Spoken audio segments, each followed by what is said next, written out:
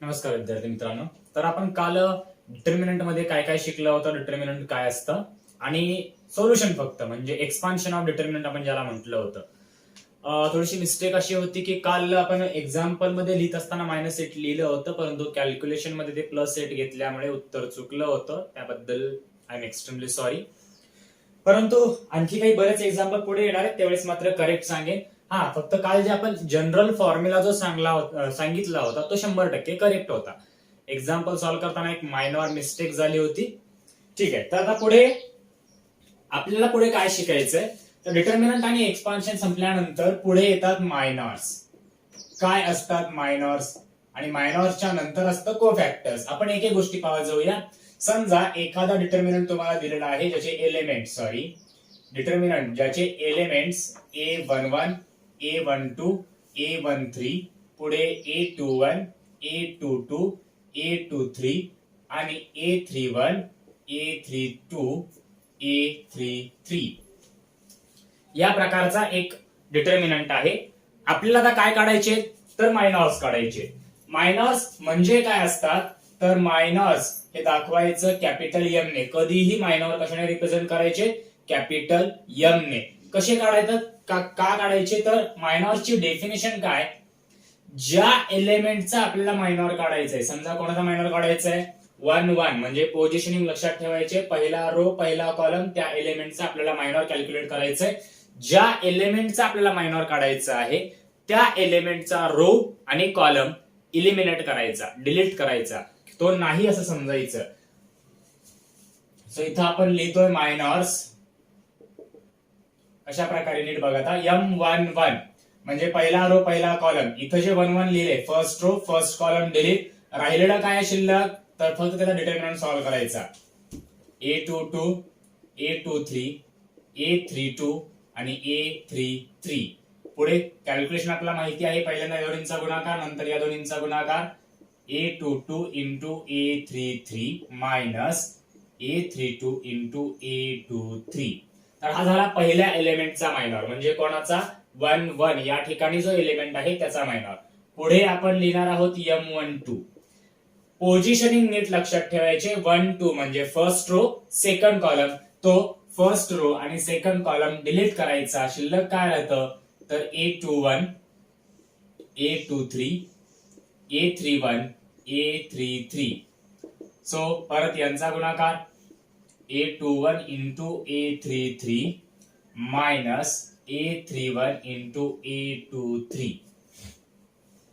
काहीतरी सिमिलर वाटतंय. आपण काल एक्सपान्शन करत असताना आपण याच प्रकारे कॅल्क्युलेशन केले होते. फक्त तिथं टोटल काय करायचं, फर्स्ट एलिमेंट निवडायचो इंटू त्याचा मायनॉर, सेकंड एलिमेंट त्याचा मायनॉरने मल्टिप्लाय आणि थर्ड एलिमेंट त्याच्या मायनॉरने मल्टिप्लाय. फक्त सेकंड एलिमेंटच्या ऐवजी साइन जे आहे ते फक्त अपोजिट घ्यायचो आणि आपण एक्सपान्शन यूज करायचो. थोडक्यात डिटर्मिनंट सॉल्व्ह करण्यासारखंच आहे, फक्त इथं प्रत्येक एलिमेंट साठी सेपरेट मायनॉर्स काढायचे. आता पुढच्या एक्झाम्पल मध्ये मी हे कॅल्क्युलेशन गुणाकार लिहून घेणार नाही पुढच्या स्टेप मध्ये. फक्त मायनॉर लिहिताना 2/2 चा डिटर्मिनंट कोणता येतो एवढंच सांगेन. बाकी कॅल्क्युलेशन आपल्याला येतं, ग्रॅमर रूल आपण 10वी पर्यंत सोडवलंय, अगदी त्या प्रकारे गुणाकार पुढे करत चालायचंय. तर M13 first row third column drop करायचा, A21, A22, A31, A32 या प्रकारे डिटर्मिनंट शिल्लक राहतो. पुढे M21 सगळ्या एलिमेंट साठी, जेवढे मॅट्रिक्स मध्ये एलिमेंट आहेत त्या प्रत्येक एलिमेंट साठी हे कॅल्क्युलेशन करायचं आहे आपल्याला. तर second row first column drop करा, त्यानंतर राहतं A12, A13, A32 आणि A33.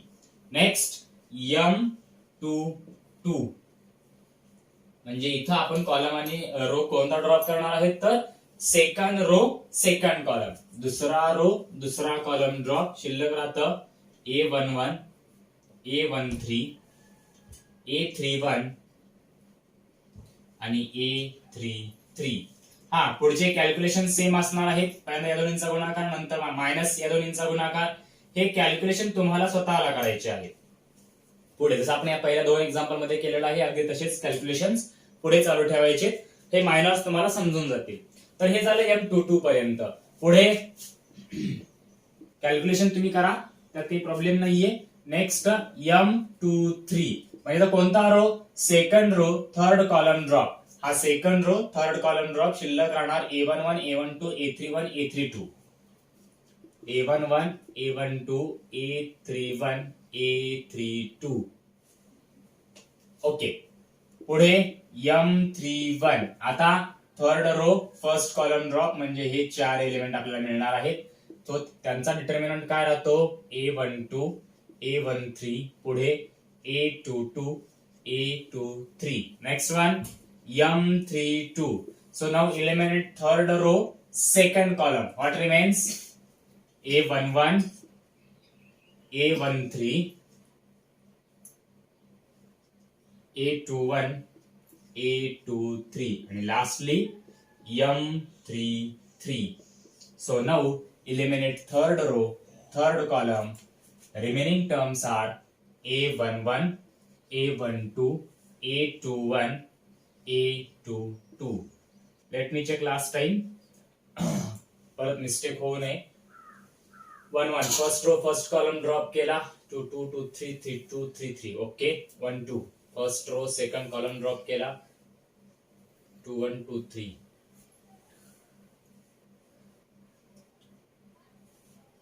First row second column drop केला. 2 1 2 3 3 1 3 3. Okay. First row third column 2 1 2 2 3 1 3 2. Correct आहे पहिले 3. 2 1. ओके. बाकीचे आहेत करेक्ट. ठीक आहे. तर हे झाले मायनॉर्स. आता मायनॉर्स नंतर आपल्याला काढायचे आहेत कोफॅक्टर्स. सुरुवातीला फक्त जनरल फॉर्म्युला लिहून देतोय, तर प्रत्येकाचं कॅल्क्युलेशन आपल्याला करावं लागणार आहे. जसं आपण पहिल्या 2 मायनॉर काढत असताना कॅल्क्युलेशन केले, मल्टिप्लिकेशन केले, अगदी त्या प्रकारे इतर 8 मध्ये सुद्धा इतर 7 मध्ये सुद्धा तुम्हाला हे कॅल्क्युलेशन पुढे चालू ठेवायचे आहेत. यानंतर आपण जाऊया कोफॅक्टर्स कडे. कोफॅक्टर्स काय असतात? मायनॉर्स तर आपण आता ऑलरेडी काढून घेतले. इथं जे काही मायनॉर्स आलेले आहेत त्या मायनॉर्सचा वापर करून आपण कोफॅक्टर काढणार आहोत. तर कोफॅक्टर काढण्याचा एक सिंपल फॉर्म्युला आहे. पुढे आपण लिहिणार आहोत कोफॅक्टर्स. याचं पण एक एक्झाम्पल घेईन, त्यानंतर तुम्हाला परफेक्ट कळेल मायनॉर्स आणि कोफॅक्टर्स कसे काढले आपण. तर कोफॅक्टर्स जनरली कॅपिटल सी ने दाखवायचे आहेत. तसं पाहायला गेलं तर आतापर्यंत आपण कोफॅक्टर्स हे कॅपिटल ए ने दाखवत होतो जुन्या सिलेबस मध्ये, परंतु यावर्षी सिलेबस बदललाय, सिम्बॉल सुद्धा बदललाय. जे बुक मध्ये आहे ते आम्हाला शिकवावं लागतं. तर कोफॅक्टर्स हे कॅपिटल सी ने दाखवायचे. परत तेच जेवढे एलिमेंट डिटर्मिनंट मध्ये आहेत तेवढेच कोफॅक्टर्स मिळणार आहेत, किंवा जेवढे एलिमेंट तेवढे मायनॉर आणि तेवढेच कोफॅक्टर असं लक्षात ठेवला तरी चालतं. परत एकदा पोझिशनिंग महत्वाची, म्हणजे याचा जो फॉर्म्युला तो आधी लिहूया. Cij is equals to -1 raised to I plus j into Mij. M for the minors, Ij त्याची पोझिशनिंग, Cij सुद्धा काय झाले? कोफॅक्टर, परंतु कोणाचा? त्या पोझिशनच्या जो एलिमेंट आहे त्याचा कोफॅक्टर. फॉर्म्युला हा बघूया आता काय होतं. C11 is equals to -1 raised to I च्या ठिकाणी पण 1 आहे, प्लस j च्या ठिकाणी सुद्धा 1 आहे, आणि त्याला मल्टिप्लाय आपण करणार आहोत M11 ने, कारण Mij परत पोझिशनिंग तीच. म्हणून कोफॅक्टर फाइंड करण्यासाठी मायनॉर्स माहिती असणं खूप खूप गरजेचं आहे. आता असेच फॉर्म्युले टोटल आपण 9 टर्म साठी लिहिणार आहोत. C12 is equals to -1 raised to 1 plus 2 into M12. नीट लक्षात ठेवा, 1 2 केला, इथं 1 आहे, इथं 2 आहे. 1 plus 2 पण 3 होतं आणि 2 plus 1 पण 3 होतं, पण पुढे मल्टिप्लाय येणारा मायनॉर बदलतो. त्यामुळे सिक्वेन्स जो इथं आहे त्याचाच तसाच मायनॉर लिहायचा आहे. इथं C12 आहे, इथं M21 अजिबात लिहायचं नाही. C12 असेल तर मायनॉरने मल्टिप्लाय करताना सुद्धा M12च लिहावं लागेल. पुढे C13 -1 raised to 1 plus 3 into M13. पुढे C21 -1 raised to 2 plus 1 into M21. Next one C22 -1 raised to 2 plus 2 into M22. Next one C23 -1 raised to 2 plus 3 into M23. C31 -1 raised to 3 plus 1 into M31. Next C32 -1 raised to 3 plus 2 into M32. आणि finally C33 cofactor of the last element -1 raise to 3 plus 3 into M33. तर already आपण M11, M12, M13 म्हणजे सगळ्या मायनॉर्सच्या value यापूर्वी आपण काय काढलेल्या आहेत, त्या फक्त आलेल्या किमती इथं ठेवायच्या, हा गुणाकार लिहायचा, जे काही उत्तर मिळेल ते आपले कोफॅक्टर असतील. फक्त इथं एक हिंट की प्रत्येक कोफॅक्टर काढत असताना एक टर्म कॉमन आहे, -1चा घातांक, पॉवर जो आहे तो कॉमन आहे.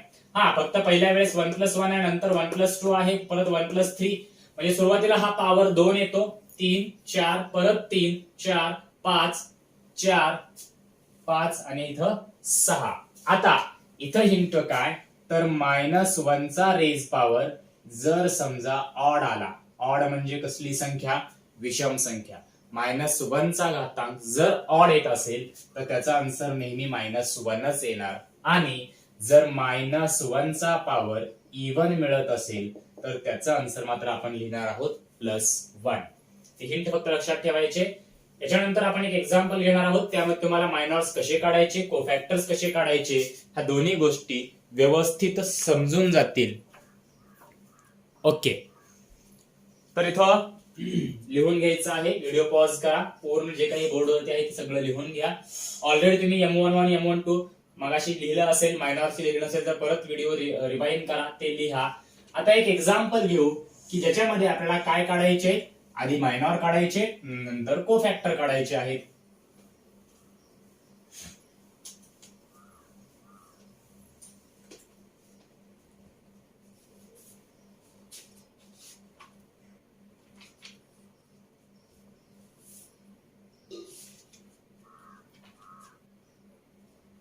ओके, सो फॉर एक्झाम्पल समजा ए हा एक डिटर्मिनंट आहे ज्याचे एलिमेंट आहे 1, 2, -3, पुढे -2, 0, 4, नेक्स्ट 5, -1, 3, या प्रकारे डिटर्मिनंट आहे. आपल्याला ते काय काय काढायचं इथं, पहिल्यांदा मायनॉर्स, नंतर डिटर्मिनंट, सॉरी कोफॅक्टर्स. बघूया, पहिल्यांदा आपण लिहू मायनॉर्स. मायनॉर्स कसे लिहायचे, दाखवायचे कशाने सांगितलं होतं, तर मायनॉर्स हे नेहमी कॅपिटल M ने दाखवायचे. प्रत्येक एलिमेंटची पोझिशन, पहिला मायनॉर आपण 1, 1 लिहिणार आहोत, म्हणजे पहिला रो पहिला कॉलम ड्रॉप करायचा, पहिला रो ड्रॉप, पहिला कॉलम ड्रॉप, शिल्लक काय राहतं ते लिहायचं, त्याचा डिटर्मिनंट लिहायचा 0, 4, -1, 3. So the calculations are 3 into 0 minus of -1 into 4. So final answer will be 3 into 0, 0, minus minus plus 1 into 4. So 0 plus 4, it's totally 4. Now M12. First row, second column. First row, second column drop करायचंय, म्हणजे शिल्लक राहतात -2, 4, 5, 3. Now calculation -2 into 3 minus 5 into 4. Final answer will be -2 into 3. It's -6 minus 5 into 4 -20. So final answer is -26. M13. First row third column drop करायचंय, म्हणजे शिल्लक काय राहतं -2, 0, 5, -1. Okay,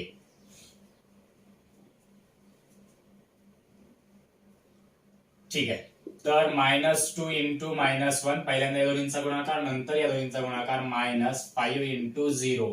5 into 0, 0 राहतं, -2 into -2 plus 2, 2 plus 0. So the final answer, 2 minus 0, final answer will be 2. Now next one, M21. Second row आणि first column eliminate करायचं आहे. Second row first column eliminate, 2 -3 -1 3 एवढं शिल्लक राहतं. So 2 -3 -1 3. Calculations 2 into 3 minus -1 into -3, 2 into 3 6, minus minus plus, plus into minus, परत minus, 1 into 3 3. So the answer is 3. M22 second row आणि second column drop करायचे. Second row second column drop, 1 -3 5 3. So the 1 into 3 minus of 5 into minus 3. 1 into 3, 3 minus minus plus 5 into 3, 15. 3 plus 15, it's 18. Next one, m23. So second row आणि third column eliminate करा. शिल्लक काय राहतं पहा. Second row third column eliminate केला. 1 2 5 minus 1. Okay.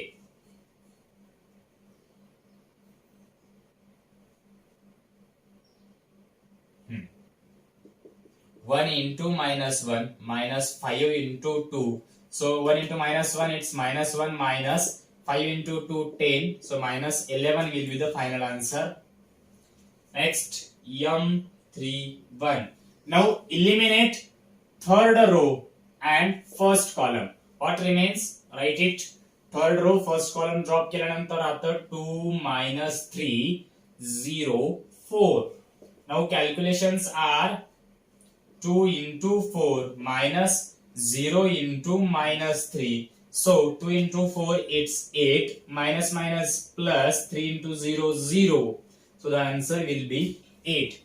So these are some minors m11, m12, m13, m21, m22, m23 आणि m31. आणखी दोन मायनर राहिलेले आहेत, परंतु कोफॅक्टर काढण्यासाठी हे मायनर्स आपल्याला गरजेचे पडतात. त्यामुळे कसे काढले हे तुमच्या समोर आहे. आपण डायरेक्ट किमती लिहून घेऊया कोप्यामध्ये की m11 ची व्हॅल्यू आली होती 4, m12 ची व्हॅल्यू होती -26, m13 ची व्हॅल्यू आहे 2, m21 ची व्हॅल्यू आहे 3, m22 ची व्हॅल्यू आहे 18, m23 is -11, m31 is 8. आणखी दोन मायनर राहिलेले आहेत, ते लगेच कॅल्क्युलेट करून घेऊ. नंतर पण आपल्याला कोफॅक्टर्स कडे जाता येतं.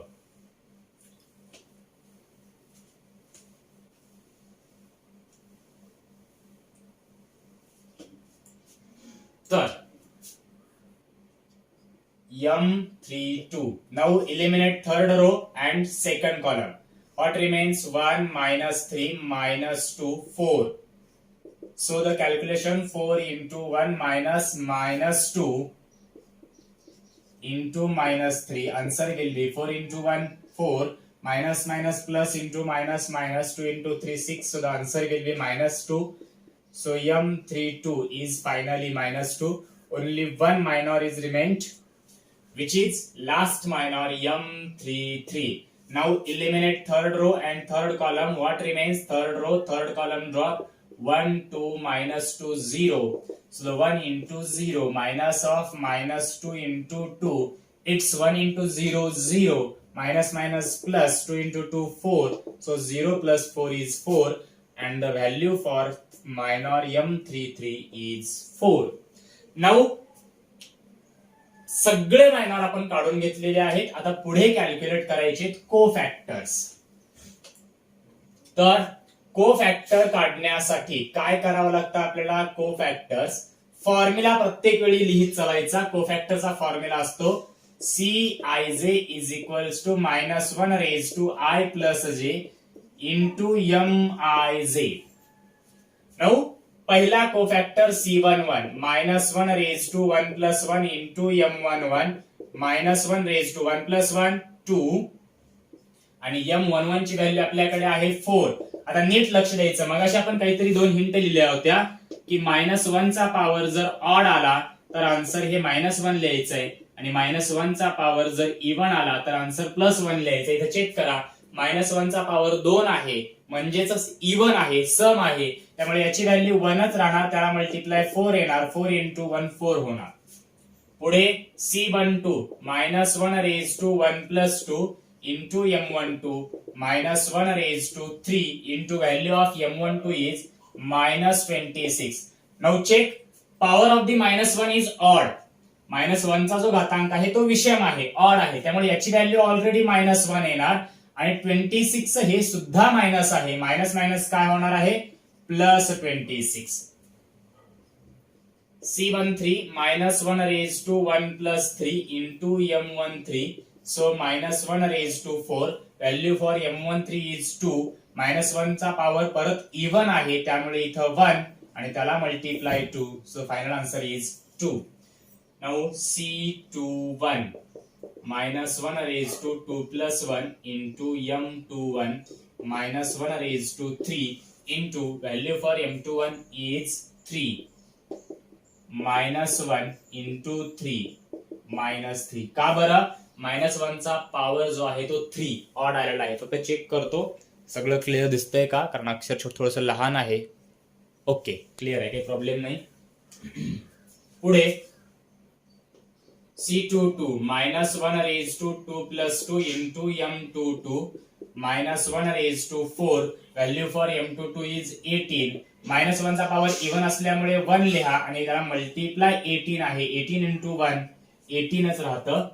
Next C23 -1 raised to 2 plus 3 into M23 equals to -1 raised to 5. Value for M23 is -11. So -1 into -11 it's +11. का बरं? तर -1 चा पॉवर ऑड आहे त्यामुळे उत्तर -1 आलं आणि त्याला मल्टिप्लाय -11 आहे त्यामुळे फायनल आन्सर -+11 आलं. C31 -1 raised to 3 plus 1 into M31 -1 raised to 4. Value for M31 is 8. 1 into 8. So the answer is 8. C32 -1 raised to 3 plus 2 into M32 -1 raised to 5. Value for M32 is -2. Means -1 into -2. It's +2. And last M33 -1 raised to 3 plus 3 into M33. C33 ची value okay. So -1 raised to 3 plus 3 6. M33 is 4. It's 1 into 4. So final answer is 4. तर इथं पूर्ण कोफॅक्टर्स आपले काढून झालेले आहेत. Okay, तर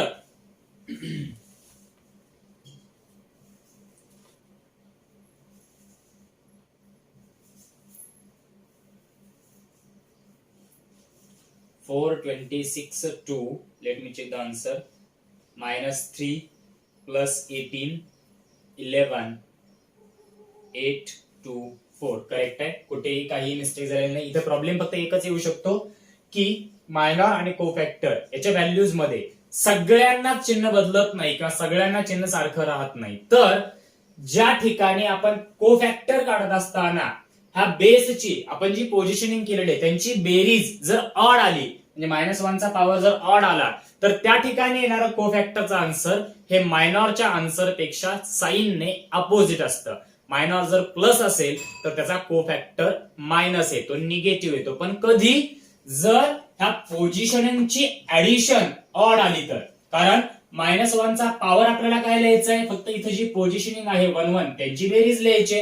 जर ते ऑड आलं तर मायनॉरच्या व्हॅल्यू पेक्षा अपोजिट साईनची व्हॅल्यू मिळणार आहे. व्हॅल्यू सेम राहणार आहे, फक्त साईन मात्र अपोजिट असेल. तर हे झाले मायनॉर्स आणि कोफॅक्टर्स. लास्ट एक महत्वाची हिंट की यापूर्वी सुद्धा आपण सोल्युशन काढलं होतं, म्हणजेच एक्सपान्शन डिटर्मिनंटची व्हॅल्यू काढली होती. ते आपल्या जुन्या पद्धतीने म्हणजे काल आपण ज्या प्रकारे शिकलो होतो की पहिला एलिमेंट घ्यायचा 1, त्याचा रो त्याचा कॉलम ड्रॉप, उरलेल्या डिटर्मिनंटने मल्टिप्लाय करायचं, मायनस सेकंड एलिमेंट त्याचा रो त्याचा column drop, plus third row त्याचा रो त्याचा कॉलम ड्रॉप, थर्ड एलिमेंट आणि त्याचा रो त्याचा कॉलम ड्रॉप आणि डिटर्मिनंट या सगळ्यांचे ऍडिशन वगैरे करून आपण कालच्या व्हिडिओमध्ये डिटर्मिनंटची व्हॅल्यू काढली होती. आज आपण डिटर्मिनंटची व्हॅल्यू आणखी एका पद्धतीने काढणार आहोत की ज्या ठिकाणी मायनॉर आणि कोफॅक्टरचा उपयोग करायचा आहे. बघा,